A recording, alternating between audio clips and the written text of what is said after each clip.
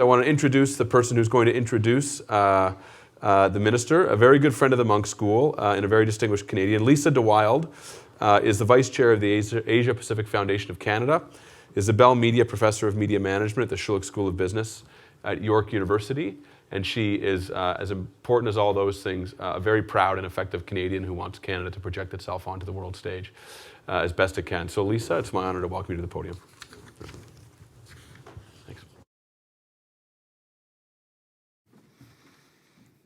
Thank you, Peter, for that very generous introduction. And thank you to the Munk School of Global Affairs for co-hosting today's meeting with Minister Joly as she prepares for a multilateral set of meetings in Asia in the coming days. Minister, it is truly wonderful to see you again. Au nom de notre président du Conseil, l'honorable Pierre Pettigrew, il me fait grand plaisir de vous accueillir ce matin.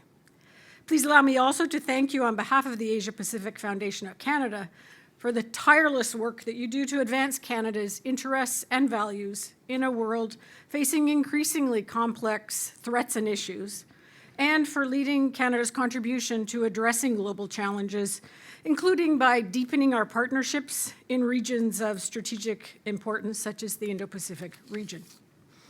The Asia-Pacific Foundation of Canada is a not-for-profit organization that was created by an act of the Canadian Parliament nearly 40 years ago. It's headquartered in Vancouver with a small office here in Toronto.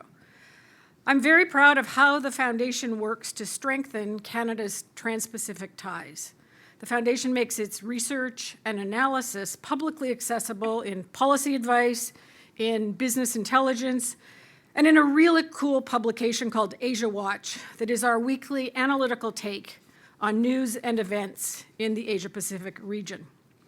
The Foundation also convenes high-level councils and networks to help bring Canadian stakeholders closer to their counterparts across the Asia-Pacific region. The Foundation is Canada's secretariat for the APEC Business Advisory Council, and I'm especially proud of CanWin, which is the Canadian Women's International Network. It provides Canadian women who are expanding their companies into Asia a powerful network of connections and ongoing advocacy and support. CanWin is built on relationships that are created through the Foundation's women-only business missions to Asia, which over the last 3.5 years have included in-person, hybrid, and virtual business missions to Japan, South Korea, Taiwan, Australia, New Zealand, and India. And under the leadership of the Foundation's Christine Nakamura, the second Canadian women-only business mission to Japan will focus on healthcare and clean technologies and is set to take place next month. The Foundation also convenes the annual Asia Business Leaders Advisory Council. It has a wonderful acronym, which I swore not to use. A high-level group of Asian and Canadian business leaders that meets annually to identify opportunities to improve Canada-Asia business engagement. It will meet in Singapore in February. It's going to be the group's first in-person meeting since 2019. And I'm delighted that Goldie Hyder, who is the president and CEO of the Business Council of Canada, he is the chair of the Singapore meeting, and he's here today. So thank you, Goldie. And speaking of Singapore, the Foundation is very excited about our newest initiative in partnership with Universities Canada, the inaugural Canada in Asia Conference. In early 2023, in Singapore, this conference will engage over 30 Canadian universities and over 500 participants, including the Asia-based alumni of many Canadian universities, as well as key leaders from Canada and Asia in business, academia, and government. So you'll be hearing more about the Singapore conference in the coming weeks. This is just a sneak peek. All of which brings me to the purpose of our gathering this morning, and that is to hear from and to engage in dialogue with the Honourable Mélanie Joly, Canada's Minister of Foreign Affairs. Minister Joly was first elected to represent Ahuntsic-Cartierville in the House of Commons in 2015. She has since served as the Minister of Economic Development, the Minister of Tourism, Official Languages and La Francophonie, and Minister of Canadian Heritage. In her ministerial roles, Minister Joly has worked to promote Canadian culture, to grow and increase the visibility of Canadian tourism, She has also worked to safeguard Canada's official languages while promoting the use of French in Canada and around the world, including in the digital sphere. Prior to entering federal politics, Minister Joly founded Le Vrai Changement pour Montréal Party and ran for mayor of Montreal in 2013 under its banner. Minister Joly holds an honors Bachelor of Law from l'Université de Montréal and a Magister Juris in European and Comparative Law from the University of Oxford. She's the author of Changing the Rules of the Game, in which she shares her vision for public policy and civic engagement. She was named a Young Global Leader by the World Economic Forum. Ministre, nous sommes ravis que vous joindrez avec nous pour ce qui promet d'être une conversation très importante. Please join me in welcoming Minister Joly.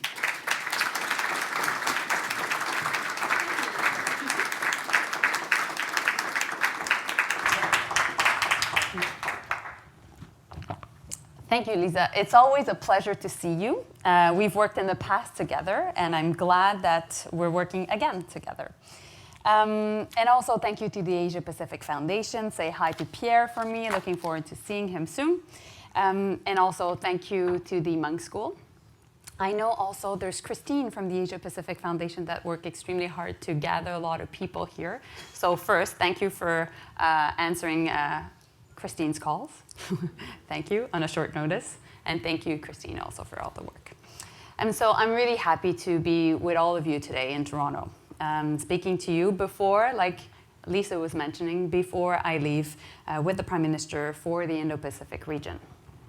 We will be participating in different summits in the region, particularly the ASEAN Summit in Cambodia, the G20 Summit in Indonesia, and the Prime Minister will also attend the APEC Economic Leaders meeting in Thailand. Expanding our partnerships with countries in this region and deepening our economic ties is critical. How we intend to do that will be laid out in our forthcoming Indo-Pacific strategy. I'm pleased to say that the full funded strategy will be launched within a month. Acting in Canada's national interests without compromising our values will be the central tenet. I look forward to discussing the details with you then, but for today, I would like to outline some of what we can expect. Donc, merci à l'Université de Toronto, merci encore à Lisa, merci pour ton incroyable français aussi. Et puis aujourd'hui, mon but, c'est de vous parler un peu de la stratégie Indo-Pacifique qui s'en vient, particulièrement avant que le Premier ministre et moi-même allions vers différents forums qui auront lieu en Asie, que ce soit celui de l'ANAS, du G20 ou encore celui de l'APEC. Il est essentiel de développer nos partenariats avec les pays de la région et d'y approfondir nos liens économiques. La manière dont nous comptons y parvenir sera élaborée dans notre prochaine stratégie Indo-Pacifique. Before we dive in, I know that we have all been following what is going on south of our border. I'd like to say that Canada's relationship with the United States has stood the test of time. We have a proven history of working together, no matter who holds the Congress, the Senate, or the White House. That tradition will carry on today. I'm grateful for the excellent relationship that I've been able to develop with my American counterpart, Tony Blinken, who is now, I would say, a friend, who was just in Canada 2 weeks ago. The Secretary of State and I have frank and open discussions. And by doing so, we've been able to further align our approaches on the issues that affect the health, the security, the prosperity of citizens on both sides of the border. This includes on major geopolitical questions, the pandemic, Ukraine, of course, Iran, Haiti, and now the Indo-Pacific. Avant de discuter de la stratégie Indo-Pacifique, j'aimerais discuter brièvement des élections de mi-mandat au sud de notre frontière. La relation avec les États-Unis et le Canada a toujours su résister l'épreuve du temps. Et nous avons toujours su travailler ensemble, peu importe qui siège au Congrès, au Sénat ou encore à la Maison-Blanche. Je suis d'ailleurs très reconnaissante d'avoir une excellente relation avec le secrétaire d'État, Tony Blinken, avec qui j'ai eu de franches discussions Et cela nous permet d'aligner nos approches sur des enjeux qui affectent la sécurité, la santé et la prospérité des citoyens des deux côtés de notre frontière. Et nous sommes également alignés sur plusieurs questions géopolitiques majeures sur lesquelles nous avons plusieurs conversations, que ce soit la pandémie, l'Ukraine, l'Iran, Haïti et aujourd'hui maintenant l'Indo-Pacifique. We all know it. All of us feel it. We are at a critical moment in time. We may have been lulled into believing that the international system was more or less guaranteed, as long as we stuck together with our friends. If we just held on, we could weather the storm. Yet, if there's one thing that 2022 has shown, is that the tectonic plates of the world's power structures are moving. In this evolving global context, the status quo is not an option.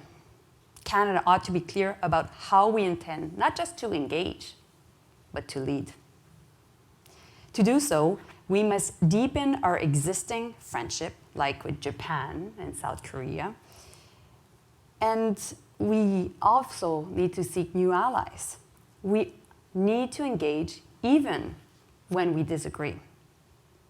We must show the world the very best of what Canada has to offer, diversify our diplomatic networks, and be a stronger force for positive change, showcasing Canada as a reliable partner for the region. This is what our Indo-Pacific strategy will be about. The Indo-Pacific region is the epicenter of a generational global shift. It is the fastest growing economic region of the world, responsible for almost 2/3 of global growth over the last several years. By 2030, it will be home to 2/3 of the global middle class. And by 2040, which is less than 2 decades from now, the region will account for more than half of the global economy, more than twice the share of the United States. At the same time, greater power competition is deepening in the region. Interstate tensions, many with historical roots, are flaring or reemerging. Critically, the global fight against climate change cannot be won without the support of Indo-Pacific countries. Every issue that matters to Canadians, our national security, economic prosperity, democratic values, public health, the quality of our environment, the rights of women and girls, human rights, will be shaped by the relationship Canada and its partners have with Indo-Pacific countries. To put it plainly, the decisions made in the region will impact Canadian lives for generations. We must be at the table, step up our game, and increase our influence. I know the question on everyone's mind is how we will account for China, which sits at the heart of the region. Our approach to China will be outlined in the strategy, for which, of course, we can't have an Indo-Pacific strategy without it. In 1970, Pierre Elliott Trudeau demonstrated international leadership by extending a hand to establish diplomatic relationships with China, despite our different systems of government. The reason was simple, and the rationale widely shared. The community of nations could not sustainably isolate 1/5 of humanity from its international institutions. Dialogue, as challenging as it was, had to prevail over ignorance and fear. While there are strong people-to-people ties remain, the China of 1970 is not the China of today. China is an increasingly disruptive global power. It seeks to shape the global environment into one that is more permissive for interests and values that increasingly depart from ours. And China's rise as a global actor is reshaping the strategic outlook of every state in the region, including Canada. Canada will never apologize for its national interests, and we won't be sorry for seeking to uphold the global rules that govern trade, human rights, or navigation and overflight rates. La Chine est une puissance mondiale qui bouleverse de plus en plus l'ordre international. Elle cherche à façonner l'environnement mondial de manière à ce qu'il soit plus permissif pour des intérêts et des valeurs qui s'éloignent de plus en plus des nôtres. L'ascension de la Chine en tant qu'acteur mondial modifie la perspective stratégique de tous les États de la région, y compris le Canada. Le Canada ne s'excusera jamais de défendre ses intérêts nationaux, ni de faire respecter les règles qui assurent la paix et la stabilité à travers le monde. We will continue to engage at the highest levels regarding the human rights situation in the Xinjiang region in China, where credible accounts of human rights abuses and crimes against humanity are well documented. We will continue to oppose unilateral actions that threaten the status quo in the Taiwan Strait. We will deepen our economic ties with Taiwan. We will continue to stand up for freedom of speech and freedom of the press in Hong Kong. And in multilateral forums, we will act in concert with partners to face the complex realities of China's impact on the world stage while pushing back against behaviors that undermine international norms. As we forge ahead with a strong, multidimensional approach to China, we'll always differentiate between the actions of the Chinese government and of the Chinese people. We will challenge China when we ought to, and we will cooperate with China when we must. Its sheer size and influence makes cooperation necessary to address the world's existential pressures such as global health, nuclear non-proliferation, climate change, and biodiversity loss. This is why Montreal, my hometown, will be the host will be hosting the World for the UN Conference on Biodiversity, COP15, this December under a Chinese presidency. With up to 1 million species currently at risk of extinction, the world cannot afford to wait any longer for global action on nature protection.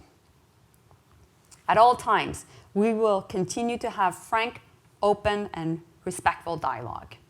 We'll not hold back from sharing our concerns, our principles, our positions, and our values.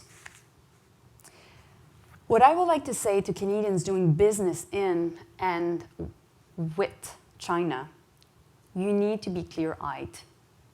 The decision you take as business people are your own. As Canada's top diplomat, my job is to tell you that there are geopolitical risks linked to doing business with the country. We will, along with the Minister of Trade, my colleague and friend, Mary Ng, help you diversify and mitigate risks across the region. We'll also be adding a new national economic security lens on foreign investments in Canada, including in the critical mineral sector, as highlighted by my colleague's Minister of Industry, François-Philippe Champagne, and also my colleague, Minister of Natural Resources, Jonathan Wilkinson. In the words of Lester B. Pearson, how can there be peace without people understanding each other? And how can this be if they don't know each other? That is why I'm announcing today that we are investing in deepening our understanding of how China thinks, operates, and plans, how it exerts influence in the region and around the world. Key embassies across our network will have dedicated experts to deepen our understanding of the challenges that China poses and the opportunities that it pursues. That will become a focus of our diplomatic effort. Donc, j'annonce aujourd'hui que nous allons investir davantage dans notre compréhension de la façon dont la Chine réfléchit, opère et planifie, dans la façon dont elle exerce son influence dans la région et dans le monde. Nous n'investissons pas seulement dans notre ministère à Ottawa, mais également les ambassades clés de notre réseau vont disposer davantage d'experts dédiés à la compréhension des défis que pose la Chine et des opportunités qu'elle recherche. Cela deviendra un point central de notre effort diplomatique. As we consider the rising influence of China, we must also take into account the remarkable trajectory of India, the world's largest democracy. As India becomes the most populous country in the world, its leadership and influence will only continue to grow, both in the region and globally. With it, so will the opportunity for Canada, including the economic opportunity for Canadian businesses. India is looking to expand its commercial relationships in the energy, food, and technology sectors, all areas of Canadian strength. Canada and India also have deep and enduring people-to-people ties. Canadians with family connections to India and Indians who now call Canada home enrich our communities, companies, cultural institutions, and this very campus. In fact, India is the largest global source of international students coming to Canada. We will look for new opportunities to invest in connecting our people, and we will continue to build on our existing partnership to the benefit of citizens in both of our countries, based on a commitment to democracy and human rights, common interests in the free, open, and inclusive Indo-Pacific, and collective efforts to address global challenges. Both of these approaches, when it comes to China and India, will be outlined in the strategy document and found throughout what you will see are 5 objectives. The first objective commits Canada to promoting peace and security in the region and, in turn, the world. The second will focus on trade, investment, and supply chain resilience. The third one, we will invest in people, development, and the defense of human rights in the region. We will also share our world-class expertise to support the fight against climate change. And finally, we will answer the call from partners for greater engagement by expanding our regional relationships. La stratégie Indo-Pacifique tracera la voie à suivre pour tirer parti de notre engagement dans la région et va poser les jalons de nos actions futures pour la prospérité de notre économie et pour notre sécurité et stabilité. If I go back to the first objective, the stability of the Indo-Pacific region is essential to global stability in general. As we are confronted with new threats at home, in the region, and in the digital sphere, our presence becomes all the more essential. We will do more to tackle foreign interference. We will increase our military presence and enhance our defense and security relationships with regional partners and allies. We'll continue to work hand in hand with ASEAN countries and its, of course, member states to ensure full respect for international law, including in the very important region of the South China Sea. As climate change redraws maritime routes and major countries look to the north, we will continue to uphold our Arctic sovereignty and work with Arctic partners to ensure it is a region where peace and the rule of law prevail. When going to the second objective now, which is trade, we know that in a world increasingly shaped by tension, trade is not only an economic driver, but is also a geopolitical tool. We see this in emerging patterns of economic nationalism, protectionism, and economic coercion. Canadians are rightfully looking to the future and wondering whether good middle-class jobs of the next generation, how these jobs will look like, and whether they will have access to them. Ensuring our economic system is stable and positioning Canada for long-term growth is in the interests of all Canadians. We have a comparative advantage. We are a member of the CPTPP, and we're the only G7 country with a free trade agreement with all other G7 countries. And earlier this month, I was pleased to announce our intention to join the Indo-Pacific Economic Framework, IPEF, a move that both the United States and Japan have stated their support. So thank you. Nous allons augmenter nos investissements en matière de défense et de sécurité dans la région et nous allons également investir nos énergies pour diversifier nos relations commerciales à travers l'Indo-Pacifique. I look forward to working with all of you in this room to seize the opportunities presented by the region, and let me tell you, the world is waiting for us. The strategy is not only about what the government can do. It's what we can do all together, because it will take all of us. I'm a pragmatic. This is not a moment to isolate ourselves. Our diplomatic legacy is one Canadians can be proud of, one that we must build on to meet the challenges of today, to be a reliable partner for the future. We must stand with our allies, and I would go even further. We need to broaden our coalition of states. Je suis une pragmatique. Et face au contexte mondial présentement, mon constat est le suivant, ce n'est pas le temps de s'isoler. Notre héritage diplomatique, les Canadiens peuvent en être fiers, et c'est sur cet héritage sur lequel nous devons aujourd'hui nous appuyer pour relever les défis devant nous et être un partenaire fiable dans l'avenir. For us to succeed, it will take hard work, humility, and ambition. This moment demands a truly Canadian strategy. It demands the best of us, and Canada's best is its people. Thank you so much.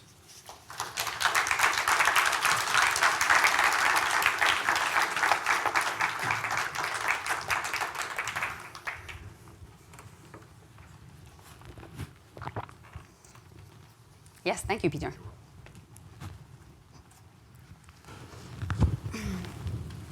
Well, let me first of all say thank you very, very much for coming and joining us today. It's a pleasure, You're and thank you for hosting us. You're always welcome at the school. Yeah. And thank you to so many of you for coming today on short notice, and for so many distinguished people coming. It's a wonderful audience to look out into. For those who want to ask questions, we're circulating cards. You can write them down, and we'll get through as many of them as we can. Nice ones, not too tough ones.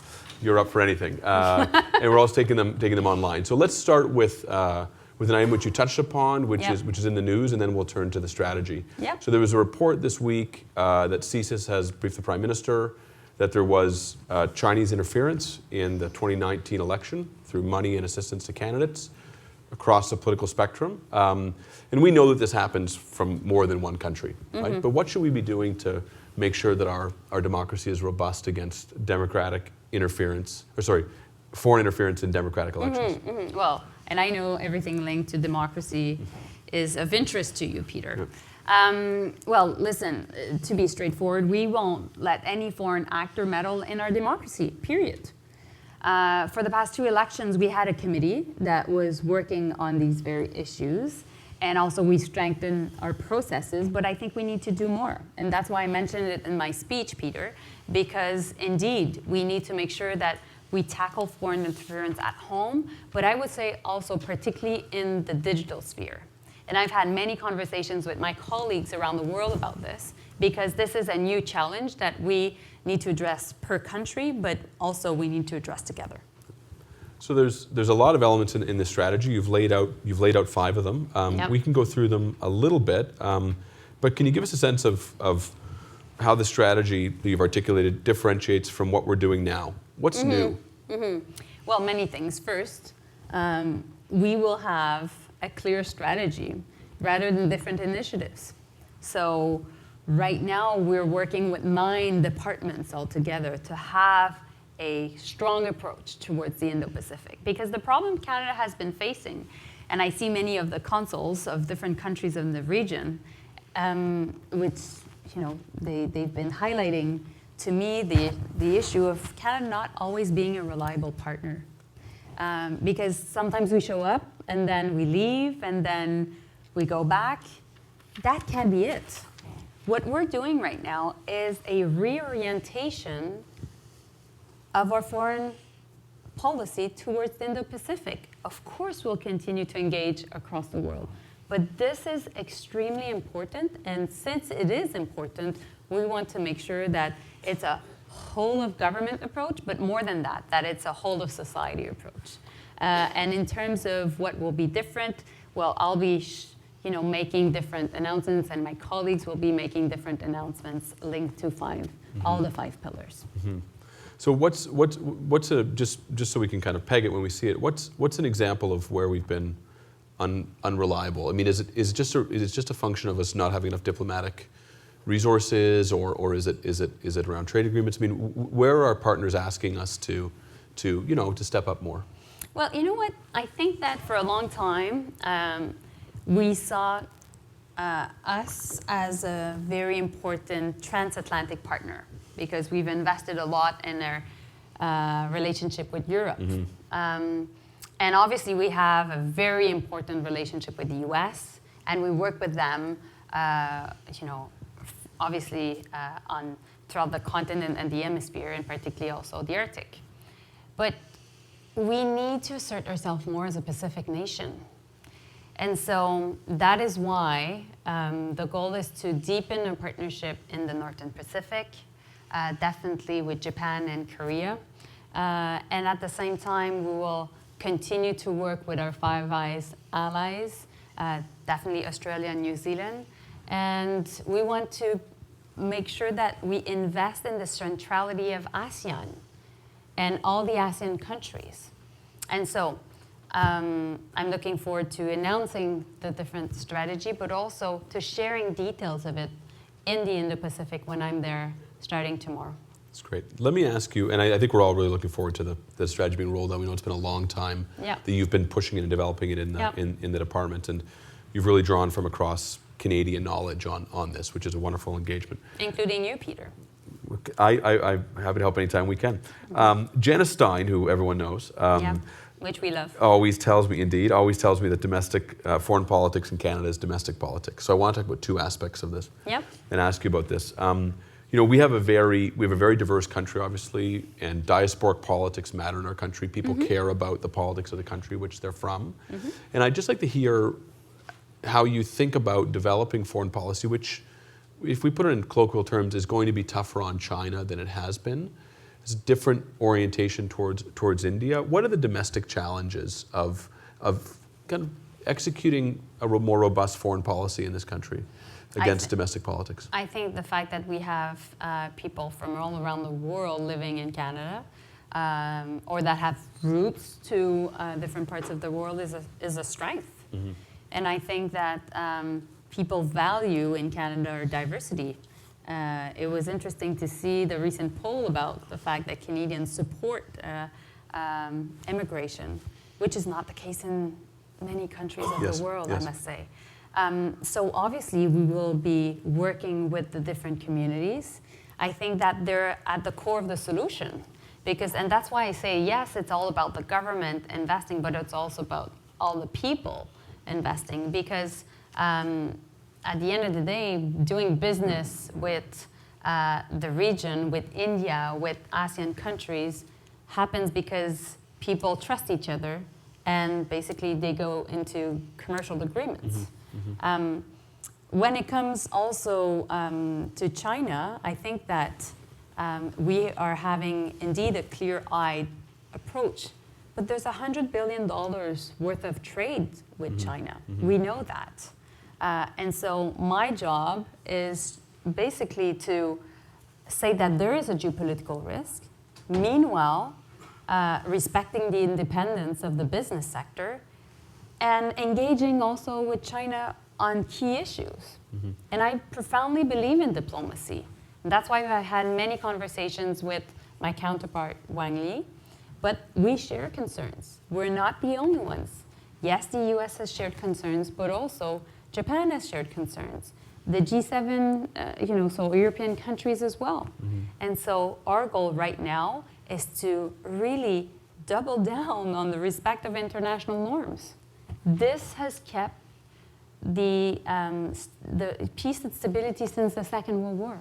So that's why it was important for us and for me to explain what will be our relationship with China, and at the same time how much we will continue to work with other countries around the world to make sure that these norms are respected. I want to follow on this, and it's a question that shows up in the cards as well. So you didn't talk too much about the power projection part of this. We talked about Taiwan a little bit, but something else that's happening in the region is the Quad, that the United States, India, Japan, and Australia have teamed up in a sense and created India created a body where the four of them are working together. A little bit of this has to do with military procurement, but there's a strategy, a military strategy there as well. What's the role of Canada's national defense in supporting foreign policy in the Indo-Pacific? So a couple of things. I'll answer your question in two ways. Sure. So there is indeed more minilaterals that you're seeing. So the Quad, AUKUS, etc. And as I mentioned at the beginning, Canada was not always seen as a reliable partner. So that's why we decided to do this Indo-Pacific strategy. We joined the Partners of the Blue Pacific, which was an initiative which was launched by the US recently to support small island states in the Indo-Pacific. We just said that we would want to join the IPEF, so thank you again to Japan, and thank you to the United States for supporting our bid. We hope that we can have the support of other countries represented by great people here tonight. And at the same time, we will continue to engage even more to reinforce ASEAN, as definitely we will want to become a strategic partner of ASEAN. When it comes to defense, I've already said that we would be increasing our investments in the defense and security sector. We've done really important work recently. I was just, I spent Thanksgiving in Busan, Korea, on the HMSC Vancouver, who's an important ship that had just gone through an important patrol mission linked to the UN Security Council resolution on the DPRK.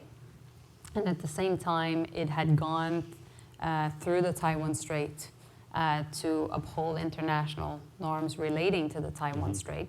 So we have Operation Neon and Operation Projection in the region, but like I'm saying, our goal is actually to do more, and I'm working with the Minister of Defense on this issue.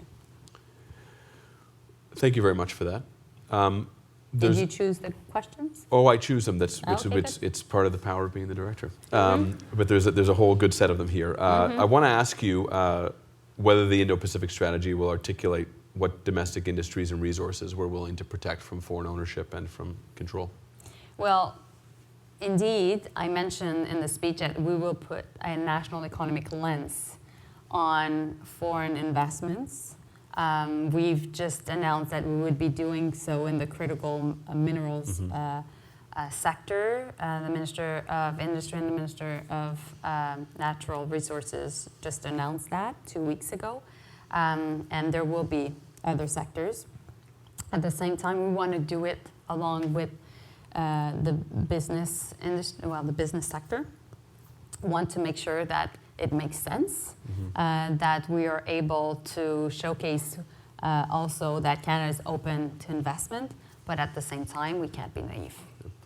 So let's pursue this a little bit. Is that limited to Chinese purchase of critical minerals and resources, or if BHP came along, would we say, or an Australian company or an Indian company, would we similarly say we're holding on to those? So the Minister of Industry, will have more to say.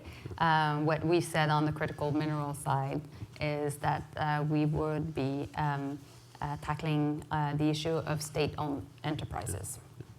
Let me ask a question that's been posed by Phil Lipsey, who's the director of our Center for Global Japan, Hi, Phil. And Phil would like to know how you see Canada's relationship with leading democracies in the region, in particular like Japan, South Korea, and Taiwan. What are the key priorities for this strategy, especially with democratic partners? Well, I was in Japan and South Korea recently. It was a very successful trip.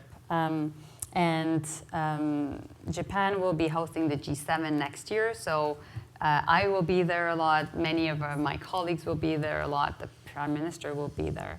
And I met with Prime Minister Kishida when I was in Japan also. And as for South Korea, well, President Yoon was in Canada. It was his first bilateral visit. And our goal is really to deepen our relationship with Japan and South Korea in particular. Why? Because the Northern Pacific is our neighborhood. And we want to make sure that we invest in Japan and Korea, that we work together. Clearly, there's a lot of business to do between our both countries, but also we're like-minded, and it just makes sense to work together. So I'll have more to say about this very important relationship, but trust me, I'll be going to this part of the world a lot. So please say that to your foreign ministers, because they will be caught seeing me a lot. So don't Which doubt. I get along very well with Yogi and PJ, my two counterparts. I don't know about this, but I'm not sure we've ever had two more frequently flying foreign ministers or ministers of international trade than you administering. So you are everywhere. Let me ask you a follow-up question on this. Very jet-lagged, but that's okay. I bet you are. There are at least two. There are at least two parts of the strategy that relate to kind of democratization, the promotion of peace and prosperity. Can you imagine us pegging any of our trade agreements or other engagements to the democratic performance of our partners? India, for example, is an embattled democracy in some ways right now, right? And is working through some really tough issues domestically as a democracy. Are we going to link up how countries are doing on things we care about, like human rights and democratization, with our trade agreements? I think we've done through the CPTPP a lot of work to make sure that it would become a progressive deal. And like I mentioned, we're the only G7 country that has a trade deal with other G7 countries, but we want to broaden the coalition of states. I think more than ever, there is a battle for influence in the world. And we need to engage even when we disagree. We need to have tough conversations, but meanwhile, we indeed need to make sure that we have strong trade relations. We're a trading nation. We're 39 million people, but we are, one of the most important economies in the world. But that also depends on how we engage and are able to trade. So I don't see this neither nor. I think we have to do both. And when it comes to India, I've mentioned, yes, we have strong people-to-people ties, but at the same time, we need to address the question of human rights and minority rights, and we will do so. I've had conversation with my colleague, Chakra Shankar, on this very issue, and I will be seeing him next week. And we'll be talking about, yes, our Indo-Pacific strategy, our focus on India, which includes every single part of our relationship. And talking about non-democracies in the region, because there are many we're going to be engaging with, or we do engage with. Of course. Well, we engage with countries with different systems of government around the world. That has been the strength over the years. And I think because there's more instability in the world, more than ever, we need to do that. So should our trade engagement with China depend on its respect of human rights? On the question of China, I've told you what, it's been clearly highlighted. We need to engage at different levels, but China right now poses a geopolitical risk, and the business community needs to know it. So when you, let's talk about the multilateral framework that you're going into, right? So speaking of travel, you've got an incredible week coming up. You're going to, ASEAN, APEC is happening. You're going to the Francophonie, which she has, which has, of course, has an Asian tie in as well. Actually, it's much bigger than that in North Africa and all those things. What should Canada be doing differently than it's doing now, or kind of enhancing what it's doing now to better project our influence in multilateral institutions? Well, I think Canada's influence is great in multilateral forms. I think that's where we are extremely strong. And that's where our allies and partners and different countries of the world respect us. The issue right now is we need to make sure that the international norms that underpins many of these international forums are respected. Because Canada not only has worked on these international norms. We've been the architect and sometimes the engineers of these norms. And we've benefited a lot from these norms. But we're not the only country, Peter, that has benefited from these norms. Many countries as well. I'm not saying these rules are perfect. We also need always to make sure that we work on them. But at the end of the day, this has kept us safe since the Second World War. Yes. And as greater power competitioning is deepening, is increasing, well, we need to engage. We need to show up. We need to open doors. I'm not into door closing, I must say. I'm into opening doors. Yes, yes. Let me ask, let me shift gears just a little bit. It's not going to go too far away from China, but let me just shift gears because we've had a couple of questions here. And Joe Wong, our VP International, is here. And as importantly, the president of Toronto Metropolitan, President Lashmi, is here as well. And we're really pleased to have him here. What is the role? You talked about broadening understanding of Asia, so kind of a two-part question, right? One is, what should universities be doing to kind of enhance Canadians' understanding of Asia and of China? And what's here at U of T and at TMU as well, I'm sure we care a lot about students coming to Canada from China, from India. You touched upon this, right? What's the role of that kind of exchange at the level of universities? Is it going to be enhanced in your strategy? How should we be thinking about it? How do we manage, not the risks in it, but how do we manage making sure those relationships are very smooth? So two parts, right? Universities in general and then international students. Well, thank you, and great to see Mo here. When I say whole of government and whole of Canada, these are just not words. It's actually actions. What is also important for Canada's role in the world is the relationships that you all have, that we all have, with friends and families and counterparts in the world. So we more than ever, we need to engage, not only at the diplomatic level, but I would say all of the country.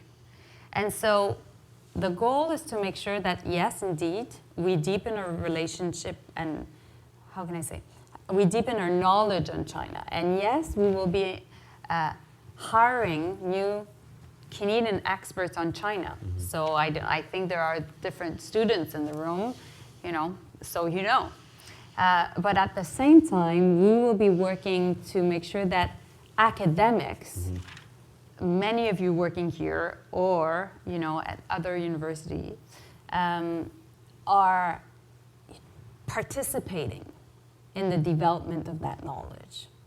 Because we want to make sure also that we reinstitute this relationship between academics in Canada and academics in the rest of the world, which was underfunded and cut years ago.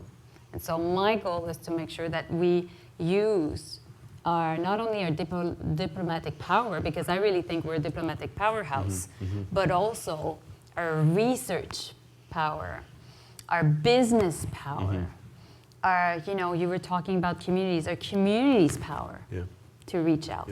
And this is really something that differentiates Canada from the rest of the world. Let's follow up on diplomatic power, because there's a certain school of thought in Ottawa that we actually need to really bolster our diplomatic corps, that we need to, you're talking about putting in Chinese particular knowledge within embassies, but just that we actually need to kind of renew global affairs and bring more people through it. Many of our students go through it, but that we need to get more people through the department, and we need to project Canadian diplomatic power in more places. Do you see this as a resource challenge, that we actually have to have more Canadian diplomats out there in the world, or is it something else?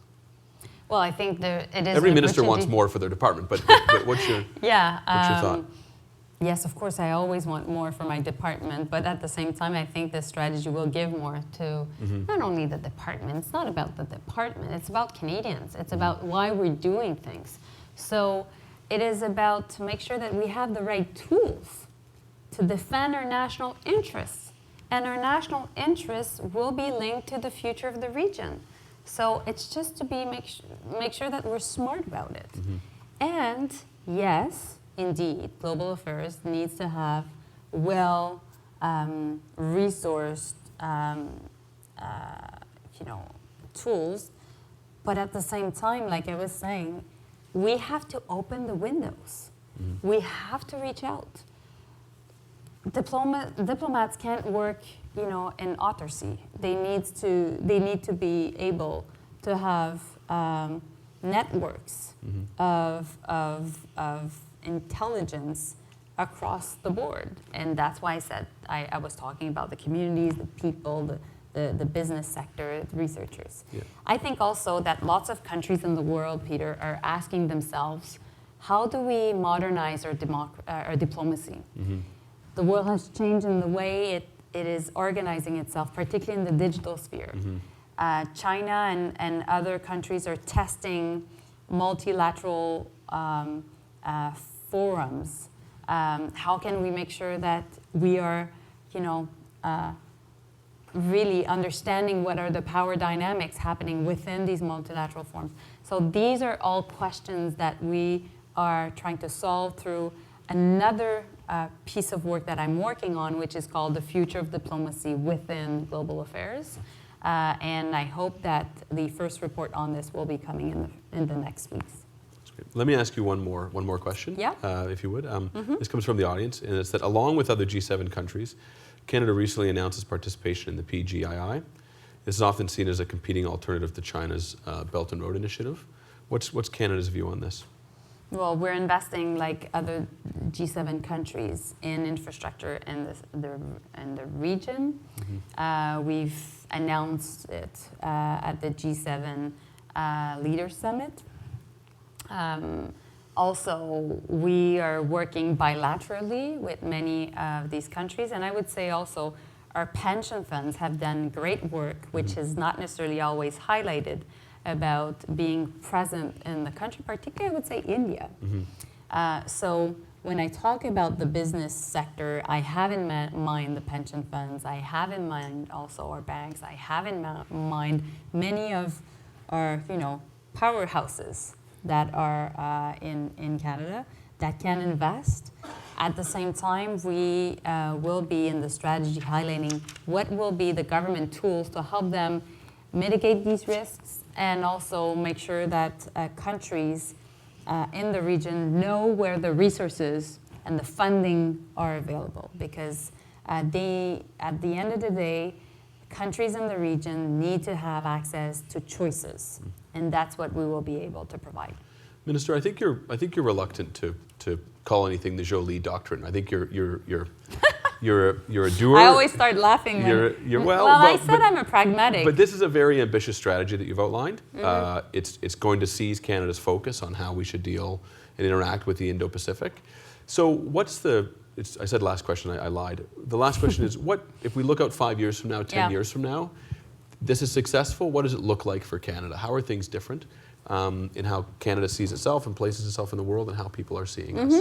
Well, I think, it will be Japan and South Korea saying, well, yes, Canada has showed up, and it is a reliable partner, and we have a trusted relationship. It will be about ASEAN countries saying, Canada's helping to keep the peace and stability in our region.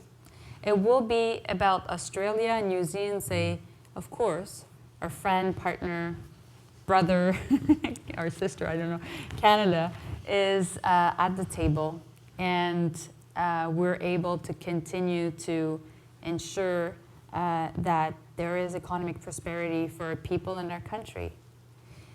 I didn't think, Peter, when I was appointed a year ago, that the question of peace and stability would be as much as a focus of my mandate. And I had this Indo-Pacific strategy to develop. And I decided to make sure that it would become a focus of not only, yes, Canada being a reliable partner in the region, but it would be a tool for us to make sure that indeed in 5 years, in 10 years, Canada will be that country that can help, bridge divides and ensure that at the end of the day, the people living on this planet have access to a better living for the next years. That's an inspiring vision. Please join me in thanking the Minister. Thank